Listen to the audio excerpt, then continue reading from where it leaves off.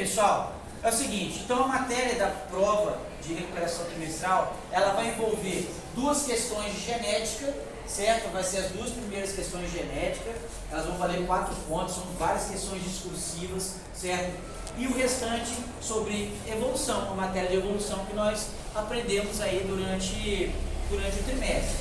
É o seguinte, eu vou utilizar aqui, como vocês podem ver, a prova de simulado que vocês fizeram, para que a gente possa ver alguns conceitos, né, que vão ser utilizados aí durante a prova. E como eu disse, a primeira questão da prova é uma questão de genética, né, uma questão que fala sobre albinismo, que vai cair na prova também, beleza? Então, essa questão fala o seguinte, olha só, senhores, o albinismo nas plantas, ou seja, a incapacidade de sintetizar clorofila, é um caráter recessivo em muitas espécies.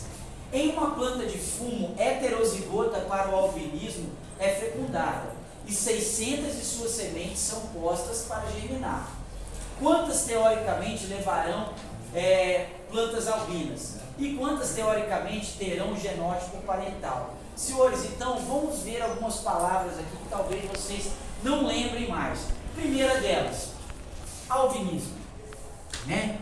O albinismo, para quem não lembra, é aquela doença hereditária em que a pessoa que é portadora dessa doença, ela não tem a capacidade de produzir um pigmento, uma determinada proteína, que no caso dos animais é a melanina, certo? Que dá cor à nossa pele, aos nossos olhos, ao nosso cabelo, né? E só lembrando que uma pessoa albina é uma pessoa que tem uma maior quantidade de chance de ter câncer de pele, porque não possui essa defesa natural da nossa pele, que é a melanina, enquanto nas plantas, como é o caso das plantas de fumo que você está vendo aqui, as plantas albinas são plantas que não têm a capacidade de produzir o quê? A clorofila, que é o pigmento que dá a cor verde às plantas, responsável pela fotossíntese, certo? E aqui nesse enunciado ele está falando que o albinismo é uma herança, ou seja, passada de pai para filho, né, de caráter recessivo. O que é uma herança de caráter recessivo, terceiro ano, para você que não lembra? Lembra que existem 2 tipos de genes, né, de acordo com a teoria mendeliana que nós aprendemos, né? Existe o gene dominante, que nós representamos por uma letra maiúscula, certo? E o gene recessivo, que nós representamos por uma letra minúscula. E o que é um gene dominante, terceiro ano? É um gene que impede a manifestação do outro. Por exemplo, no caso do albinismo, o indivíduo que possui esse genótipo aqui, azão-azinho, né, ele vai ter um gene que determina a produção de melanina e um gene que não determina a produção de melanina. Respondam para mim, terceiro ano, essa pessoa que tem esse genótipo azão-azinho, ela tem a pigmentação normal ou ela é albina? Ela tem a pigmentação normal, certo? Por quê? Porque apesar dela ter um gene para o albinismo, que é esse aqui, ó, ela tem um gene dominante, que é esse gene de pigmentação normal, que, como o próprio nome diz, o gene dominante, ele domina sobre o outro, ele não deixa o outro gene se manifestar, certo? Muito bem. Então, qual é o genótipo, senhores, de uma pessoa albina? Azinho, ou seja, uma pessoa albina, ela não pode ter esse gene dominante aqui, porque se ela tiver esse gene dominante, ela vai ter a pigmentação normal, assim como todas as pessoas, certo? Existem 3 genótipos para o albinismo, né? Existem as pessoas azão-azinho, como nós falamos, existem as pessoas azão-azão e existem pessoas azinho-azinho, certo? Então, concordem comigo que essas 2 pessoas aqui, esses 2 genótipos, são de pessoas normais, certo? Enquanto o indivíduo que é azinho-azinho, ele é um indivíduo albino, certo? É por isso que nós falamos que o albinismo é uma herança de caráter recessivo, certo? Ou seja, os indivíduos portadores do albinismo, eles têm o genótipo todo recessivo, como é o caso que nós estamos falando aqui. E uma coisa importante que você tem que saber também da minha prova, que não está nesse enunciado aqui, senhores, é que o albinismo é uma herança autossômica. Eu acredito que muitos de vocês não lembram o que é autossômico, mas você que vai fazer minha prova, você tem que saber o que é uma herança autossômica. Vamos só relembrar o que é isso. Lembra aí, senhores, que no nosso material genético, no nosso DNA, que fica no núcleo das nossas células, nós temos 46 cromossomos, ou seja, 46 pacotinhos de DNA que você tem dentro do núcleo das suas células. E esses 46 pacotinhos de DNA, 23 vieram do papai e 23 vieram da mamãe, através do óvulo, certo? 23, formou você. Desses 46 cromossomos que você tem dentro do núcleo, senhores, 44 são chamados de autossômicos. O que são autossômicos? Presta atenção. Cromossomos autossômicos são cromossomos que formam características que são comuns ao homem e à mulher. Ou seja, características que vão formar o sistema digestório, que é igual ao do homem e da mulher, não é? Né? O sistema respiratório não é igual ao do homem e da mulher, não é verdade? Né? O sistema nervoso é igual ao do homem e da mulher. Então tem um monte de semelhanças que existem entre o homem e a mulher que estão localizados nessas características, nesses 44 cromossomos, desses 46 que você tem ao todo. Porém, existe uma diferença genética entre o homem e a mulher, que eu já expliquei para vocês. Qual que é? Os cromossomos sexuais, certo? Então, nós temos, além dos 44 autossômicos, para dar 46, faltam 2, que são os cromossomos sexuais. Que a mulher tem 2X, lembra? XX, e o homem tem qual mesmo, senhores? XY, certo? Então, quando eu falo que eu tenho uma herança de caráter autossômico, como é o caso do albinismo e da polidactilia, que eu vou falar daqui a pouco, é que é uma herança que afeta na mesma proporção homem e mulher. Vocês entenderam isso? Ou seja, o albinismo, ele não tem nada a ver com os cromossomos sexuais. Ele está localizado nesses cromossomos autossômicos aqui. Então, homem e mulher podem ter essa doença na mesma proporção. Não é o caso, por exemplo, de uma herança de caráter sexual, que nós vamos falar nos próximos aulões. Por exemplo, já ouviram falar de uma doença chamada de daltonismo, senhores? Já ouviram falar de uma pessoa daltônica? O daltônico é uma pessoa que não consegue enxergar determinadas cores. Tem daltônico aqui na sala? Então, você pode perceber, você já conheceu, vocês já viram algum daltônico do sexo feminino? Você conhece alguém do sexo feminino? Sabe por quê? Porque o daltonismo, ele é localizado no cromossomo X. E como o homem só tem um cromossomo X, e se esse cromossomo for afetado pelo albinismo, pelo daltonismo, o homem nasce daltônico. Como a mulher tem 2, a mulher tem o dobro de chance de não ter o daltonismo, certo? Ou seja, herança de caráter sexual são heranças que acontecem no cromossomo XY e pode variar, de ter mais chance de ser homem e mais chance de ser mulher. Vocês entenderam? O que não é o caso do albinismo, que se encontra nos cromossomos o quê? Autossômicos. Entenderam isso agora, senhores? Então, o albinismo é uma herança autossômica recessiva, certo? Bem, e aqui continuando aqui, ele fala o seguinte, ó, uma planta de fumo heterozigota. O que é uma planta heterozigota, senhores? Qual desses 3 genótipos aqui eu chamo de heterozigoto? Quem lembra? É o segundo, né? Qual é? O azão-azinho, né? O que é um genótipo heterozigoto para você que não lembra? É quando você tem um conjunto de genes para a mesma característica diferentes. Por exemplo, eu tenho aqui ó, um gene azão dominante e um gene azinho recessivo. Ou seja, heterozigoto, hetero diferente, lembra disso, certo? Então, genes heterozigotos para o albinismo quer dizer que eu tenho esse genótipo, certo? E como é que eu chamo esses genes iguais para a mesma característica? Quem lembra? Homozigotos, certo? Esse aqui no caso é homozigoto dominante, esse aqui no caso é homozigoto recessivo. Então, para você ser albino, você tem que ser homozigoto recessivo, certo? Nessa doença autossômica recessiva.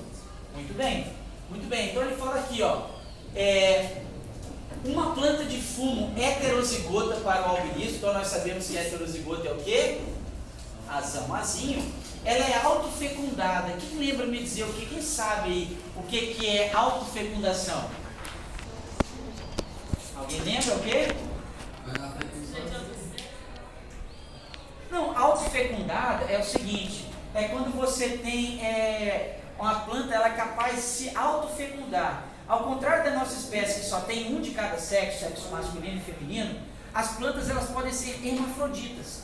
Então elas apresentarem tanto gameta masculino quanto feminino, certo? E elas podem se autofecundar, elas se autocruzar, certo? Então, por exemplo, para eu fazer um cruzamento ali, ó, uma planta de fumo heterozigota é autofecundada. Então eu vou fazer o quê? Uma autofecundação de uma planta heterozigota, certo? Eu estou fecundando ela mesma, beleza? Porque ela tem gameta masculino e feminino. E desse cruzamento de uma planta heterozigota, nasceram 600 sementes. E essas 600 sementes que nasceram desse cruzamento foram plantadas. Aí ele quer saber dessas plantas que foram plantadas, quantas são albinas, quantas vão nascer albinas, certo? E quantas vão nascer com o genótipo parental, que é o genótipo dos pais, certo? E para isso, senhores, lembra que a gente faz aquele quadro muito conhecido na genética, chamado de quadro de Punnett, que é aquele jogo da velha. Para isso, você vai fazer o que com o primeiro quadrante? Quem lembra? Descarta ele muito bem. E de acordo com a primeira lei de Mendel, que foi o cara que criou tudo isso aqui que eu estou falando para você, Mendel fala o seguinte: todas as características são controladas por dois fatores, duas coisas controlam as características, desde a cor do seu cabelo, a cor do seu olho e aqui o caso do albinismo. Dessas duas coisas que formam as características, uma vem do pai e uma vem da mãe, certo? Vieram através da fecundação, aqui ó, uma veio do pai, um azão veio do pai, um azinho veio da mãe, né? E deu origem disso aqui. Na hora que você vai formar os gametas, acontece uma divisão chamada de meiose, lembra? Onde células com 46 formam células com 23, ou seja, essa dupla de genes aqui, elas vão se separar. Como assim, professor? Eu quero dizer que uma planta de fumo, quando ela vai fazer a produção do grão de pólen, ela tem 50% de chance de passar um grão de pólen azão e 50% de passar um grão de pólen o quê? Azinho. Da mesma forma que aquele óvulo que foi fecundado, que vai ser fecundado por esse grão de pólen, ele tem 50% de ser um grão de pólen azão e 50% de ser um grão de pólen azinho. E esse quadro de Punnett aqui, senhores, o que ele faz? Ele vai juntar os gametas e calcular a probabilidade de aparecimento de uma determinada característica, certo? Então vamos lá, se eu juntar o grão de pólen azão com o óvulo azão, vai dar o que, senhores? Azão, azão. Se eu juntar o grão de pólen azinho com o óvulo azão, vai dar o que? Azão, azinho, sempre o dominante na frente. Se eu juntar o grão de pólen azão com o óvulo azinho, azão, azinho, e aqui vai dar o que? Azinho, azinho, certo? Então, nesse quadrante aqui, nesses 4 quadrantes, eu tenho 100% dos resultados. Ou seja, cada quadrante desse vale 25%, certo? Então vamos responder a pergunta que está no quadro aqui, ó. Das 60 sementes que nasceram, quantas vão ser albinas? 25%. Boa, meu amigo. Então 25%. Ou seja, 1/4, certo? Se nasceram 600 sementes, eu pego essas 600 sementes e divido por 4, né? Você vai ver que vai dar 1 aqui, vai descer 2, dá 5, dá 150 sementes vão ser albinas, certo? Então, ó, já posso descartar isso aqui, já posso descartar isso aqui. Agora eu quero saber quantas vão nascer com o mesmo genótipo dos pais. Qual é o genótipo dos pais? Azão, azinho. Se você olhar aqui, quantas vão nascer? 50%, ou seja, metade delas vão ser azão, azinho. E metade de 600 é quanto, senhores? 300 respostas letra A. Isso tudo é por uma questão, professor. Sim, mas eu expliquei todos os conceitos aí anteriores, certo? Muito bem, então pessoal, presta atenção, que na minha prova vai ter uma questão sobre o albinismo, que é uma questão que fala sobre uma característica autossômica recessiva, certo? Mas vai cair também sobre a polidactilia, que é uma herança autossômica dominante, certo? Senhores, qual é pior você ter na família? Uma doença de caráter recessivo ou uma doença de caráter dominante? Dominante. Por quê? Se a doença é de caráter dominante, ela tem uma chance de acontecer muito maior. Vamos supor aqui, que é o caso da polidactilia. Primeiro, os indivíduos heterozigotos para polidactilia. Esse indivíduo aqui, ele é polidáctilo? Se é uma herança de caráter dominante? Sim, ele é afetado, certo? Olha lá o gene dominante da polidactilia aqui, ó. Pessoas normais para polidactilia somos nós somos isso aqui, certo? Agora, uma pessoa que é afetada para polidactilia, ela vai ter esses dois tipos de genótipo aqui, certo? Ou seja, dois pais polidáctilos, qual a chance que ele tem de ter um filho com polidactilia? 75%. É uma chance muito maior, certo? Então, a polidactilia também é uma herança autossômica, só que ao invés de ser uma herança de caráter recessivo, é uma herança de caráter o quê? Caráter o quê, senhores? Dominante. Beleza? Muito bem. A próxima questão da prova, sabendo isso, você já responde as duas primeiras questões da prova que valem 8 pontos. Certo? Sabendo disso que eu acabei de falar aqui, né? E assistindo a videoaula que você vai assistir aqui depois. Certo? É o seguinte, a segunda questão da prova já começa a parte de evolução. A parte de evolução, antes de a gente começar a aprender sobre essa ciência que estuda como os seres vivos vão mudando com o tempo, que a gente estudou isso, nós aprendemos sobre as hipóteses para o surgimento da vida. Lembra? Como que a vida surgiu no nosso planeta? Eu apresentei diferentes hipóteses para vocês, e como é que vai cair isso na prova? Eu vou escrever, ó, tal hipótese fala isso, qual o nome dela? Você vai ter que escrever o nome dela. Vamos só relembrar quais são? Eu quero que vocês falem para mim se vocês lembram, certo? Qual o nome da hipótese que fala que Deus criou a vida no nosso planeta? Criacionismo, muito bem. Qual o nome daquela hipótese que fala que a vida veio de outro planeta? A panspermia, muito bem. Qual o nome daquela hipótese que fala que a vida surge a partir de elementos não vivos? Uma coisa não viva, certo?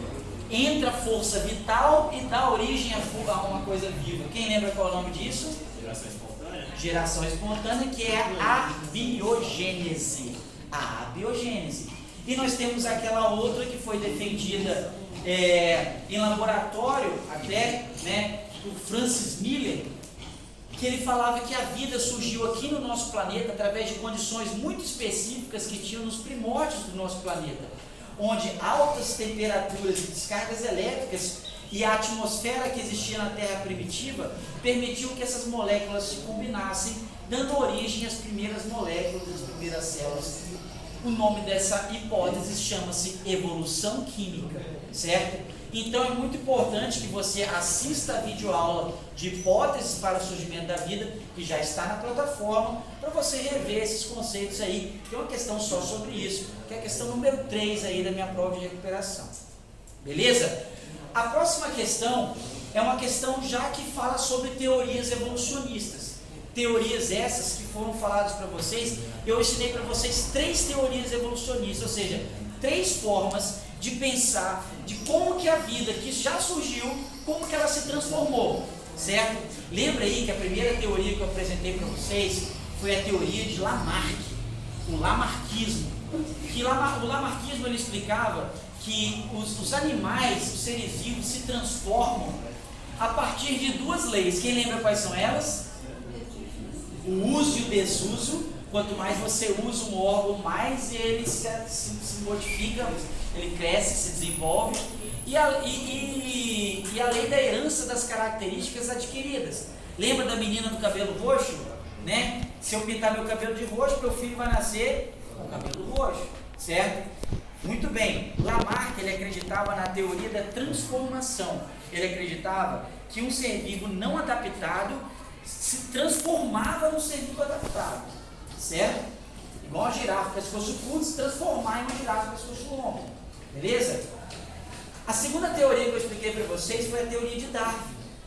Darwin ele não acreditava na transformação, Darwin ele acreditava na seleção, certo? Darwin falava, ó, nascia ser vivo de tudo quanto é jeito, só que alguns nasciam com características desfavoráveis. E o que acontecia com esse ser vivo que tinha características desfavoráveis, senhores? Morria. Enquanto aquele que tinha características favoráveis se alimentava, se reproduzia e passava essas mesmas características para os seus descendentes. Ou seja, a natureza seleciona os mais adaptados. Os mais adaptados sobrevivem e se reproduzem. Essa é a seleção natural. Vai ter uma questão na prova onde eu vou colocar um estudo de caso. Que é isso? Eu vou colocar uma situação, certo? E eu vou pedir para vocês explicarem como que Darwin ou Lamarck explicaria essa situação, certo? Por exemplo, as bactérias resistentes aos antibióticos. Lamarck, como que ele explicaria o surgimento de bactérias resistentes aos antibióticos? Lamarck ele falava o seguinte, ó, as bactérias não eram resistentes aos antibióticos. A partir do momento que entrou em contato com o antibiótico, o que essa bactéria fez? Ela se transformou em resistente ao antibiótico, certo? Ela se transformou, é a teoria transformista de Lamarck. E como que Darwin explicaria isso? Darwin explicaria que as bactérias tinham bactérias resistentes e bactérias que não eram. Ao momento que o antibiótico entrou em contato com aquela população de bactérias, o que aconteceu com as bactérias não resistentes? Morreram. As bactérias resistentes sobreviveram, se reproduziram e geraram uma nova população de bactérias resistentes, certo?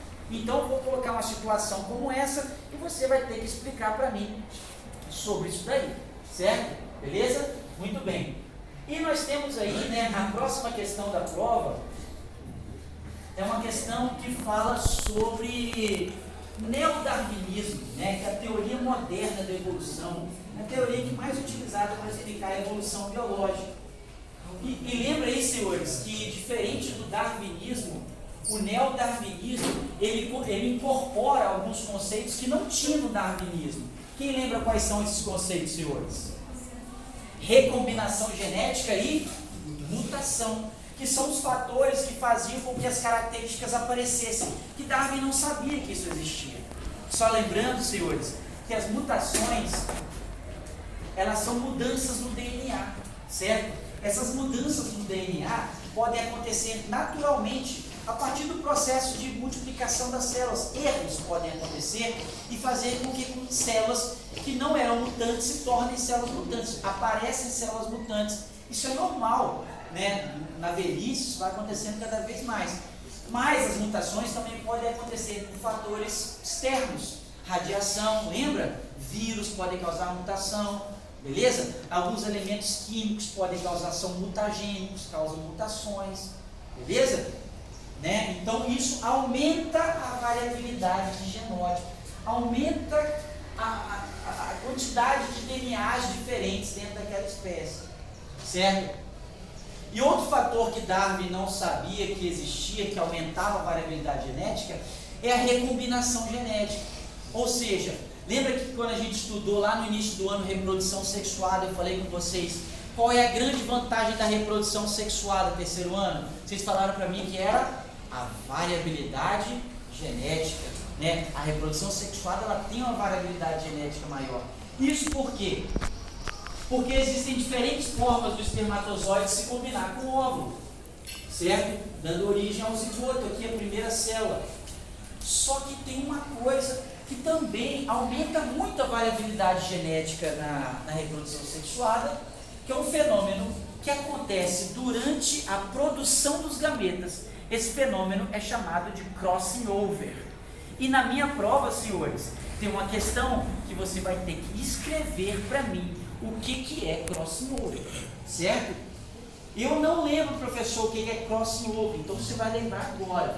O crossing over, senhores, é um processo que acontece durante uma divisão celular chamada de meiose. Lembra que a meiose, ao invés de formar células com 46, forma células com quantos, senhores?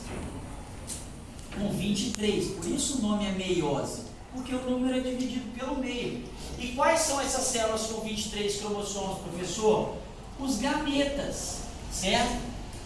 Só que, na hora que a minha célula com 46 vai formar os meus espermatozoides com 23, acontece um embaralhamento desses cromossomos aqui, certo? Ou seja, os cromossomos eles vão trocando de partes, fazendo com que cada espermatozoide tenha um código genético diferente, certo? É por isso que o meu irmão não é igual a mim. Meu irmão, ele veio do espermatozoide do meu pai também. Só que o espermatozoide que me formou é diferente do espermatozoide que formou o meu irmão. Por quê? Crossover. E o mesmo óvulo, o meu óvulo formou meu irmão e o óvulo que me formou foi o óvulo da minha mãe, certo? Se não houvesse o crossover, eu e meu irmão seríamos idênticos. Vocês entenderam isso, senhores? Então, o que você vai ter que escrever para mim lá na prova? Que o crossover é uma troca de partes na formação dos gametas, que acontece durante a meiose, certo? E isso aumenta a variabilidade genética dos gametas, coisas que Charles Darwin não sabia explicar como acontecia essa grande variabilidade de características que acontece nos animais, nas plantas, nas bactérias, tudo que existe hoje. Vocês entenderam isso, senhores? Beleza? Muito bem. Então, ó, por exemplo, respondendo essa questão aqui, né, que fala quais são a sequência de eventos que explica a mudança evolutiva de uma população, qual a primeira coisa que acontece? A mutação. Acontece a mudança, aumenta a variabilidade genética, certo?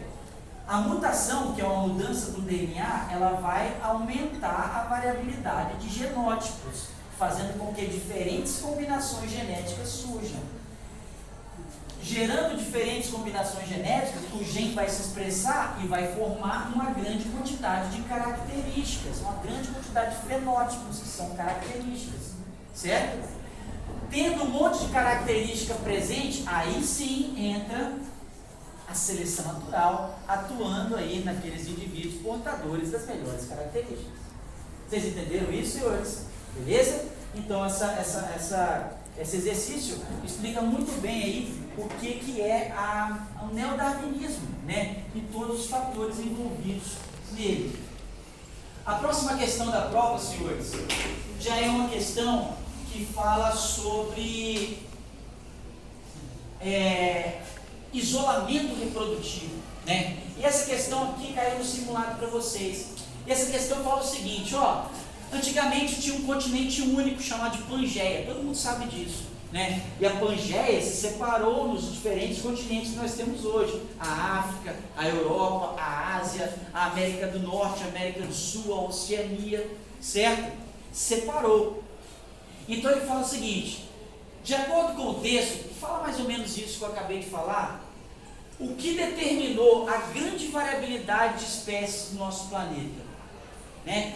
Se você for ver, o que determinou foi o isolamento reprodutivo de espécies resultantes da separação dos continentes. É porque a partir do momento que os continentes se separaram, condições climáticas foram diferentes. Concordam comigo, senhores? Né? Temperatura foi diferente, umidade diferente, predadores diferentes, certo? E essa separação dos continentes fez com que indivíduos que tinham o mesmo ancestral ficassem diferentes. Por exemplo, na América do Sul nós temos a lhama, na África nós temos a savana, na África nós temos a zebra, na Ásia nós temos o cavalo, que são frutos de um mesmo ancestral que vivia na Pangeia, só que se adaptou a essas diferentes condições ambientais proporcionadas pelo fato dos continentes ficarem separados. Eles não puderam se intercruzar, certo? Então, condições climáticas diferentes, mutações diferentes, seleção natural diferente,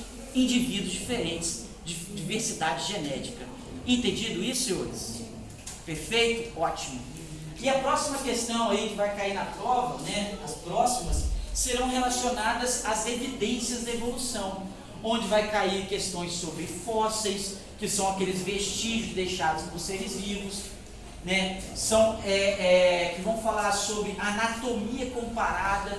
Lembra o que são os órgãos homólogos e análogos? Né? Lembra? Órgãos homólogos, quando eu coloquei o exemplo aqui da pata do cavalo, do membro dianteiro do ser humano, da asa do morcego e da nadadeira da baleia. Lembra disso? Eu falei o seguinte, ó, todos são mamíferos, todos têm o mesmo ancestral, porém, eles divergiram para funções diferentes. Isso são órgãos homólogos, certo? E o que são órgãos análogos? É justamente o contrário. É quando você tem indivíduos separados geneticamente, evolutivamente, muito distantes, como é o caso do golfinho e do tubarão. O golfinho é um mamífero, tem pulmão. O tubarão é um peixe, tem brânquias. Ou seja, eles são bilhões de anos separados evolutivamente. Mas por que eles são parecidos? Porque eles convergiram, certo? Eles convergiram, esses dois animais, foi uma evolução convergente, pois esses animais são filogeneticamente distantes e apresentam adaptações semelhantes, certo? Eles se adaptaram para uma anatomia hidrodinâmica. Da mesma forma que a asa do inseto serve para a mesma coisa que a asa de uma ave, certo? São separados, distantes evolutivamente? Completamente. Um é um inseto, outro é uma ave. Só que eles desenvolveram órgãos que convergiram para uma mesma função, que é voar. Certo? Beleza? E para finalizar, senhores, vai ter uma questão também sobre os órgãos vestigiais. Lembra o que são os órgãos vestigiais? Quem pode me dar um exemplo de órgão vestigial que nós falamos na aula aí, senhores? Ossos? Ossos da onde? Osso no chão espalhado. Osso no chão espalhado é um fóssil, né? Nós temos o apêndice, que é um órgão que não tem uma função definida. Os dentes cisos, que não servem para nada. Oi? Os pelos no nosso corpo, que não tem função de aquecimento nem nada. O fêmur, que é encontrado lá na baleia, certo? Então são órgãos que existem em alguns seres vivos, que não possuem uma função definida, mas eles existem porque eles são vestígios da evolução. Entenderam, senhores? Beleza? Se você quiser tirar nota boa na minha prova, meu irmão, você tem que estudar, porque aqui não é moleza não. Você tem que mostrar para mim que você aprendeu 60% do que eu disse. Falou? Até mais.